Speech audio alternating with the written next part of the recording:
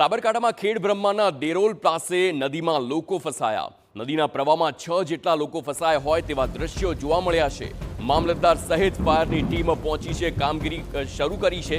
હિંમતનગર અને ઈડરમાં ફાયર વિભાગની ટીમે રેસ્ક્યુ માટે તે રવાના કરવામાં આવી. હરણાવ નદીના પ્રવાહમાંથી અવરજવર કરતા દરમિયાન આ ઘટના બની હોય તે સામે આવ્યું છે અને હવે રેસ્ક્યુની કામગીરી પણ શરૂ કરી દેવામાં આવી છે.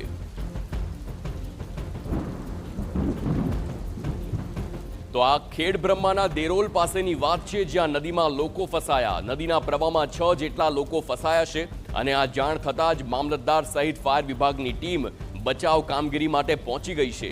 હિંમતનગર અને ઈડર ફાયરની ટીમે રેસ્ક્યુ માટે રવાના થઈ છે. હરણાવ નદીના પ્રવાહમાંથી અવરજવર કરતા દરમિયાનની આ ઘટના અને તમામને બચાવવાની કામગીરી હાલ હાથ ધરવામાં આવી છે. સીધા જ એ જે સ્થળના દ્રશ્યો છે તે આપ જોઈ શકો છો.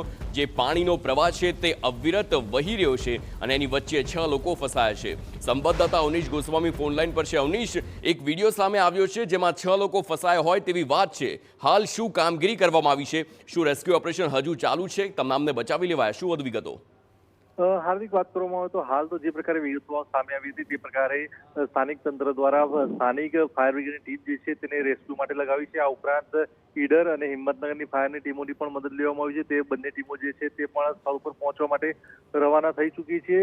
દેરોલ નજીકની આ ઘટના છે. ઉપરવાસમાં ભારે વરસાદ વરસવાના કારણે સ્થાનિક નદીઓમાં જે પ્રકારે પાણી ધસમસતા વહેલી સવારથી વહી રહ્યા છે તેના કારણે આ પ્રકારની સ્થિતિ સર્જાઈ છે. એક બાદ એક 2 થી 3 જગ્યાએ આ પ્રકારે લોકો ફસાઈ જવાની ઘટના સામે આવી હતી. જે પ્રકારે આ વિડીયો સામે આવ્યો છે તે મુજબ લગભગ 6 જેટલા લોકો છે, તેમાં બાળકો પણ સામેલ છે અને આ તમામ લોકો નદીની વચ્ચે એક બેટ જેવી સ્થિતિ હતી ત્યાં ફસાયેલા હાલતમાં ત્યાં છે અને તેને લઈને તેઓને બહાર નીકળવા માટે જે છે તે રેસ્ક્યુ ટીમો કામે લાગી છે. આ ત્રણેય ટીમો થઈને સંયુક્ત રીતે તે તમામ લોકોને બહાર કાઢવા માટે પ્રયાસ હાથ ધરવામાં આવશે. જરૂર જણાશે તો અન્ય પણ મદદ લેવામાં આવશે. આભાર અવનીશ સમગ્ર માહિતી બદલ.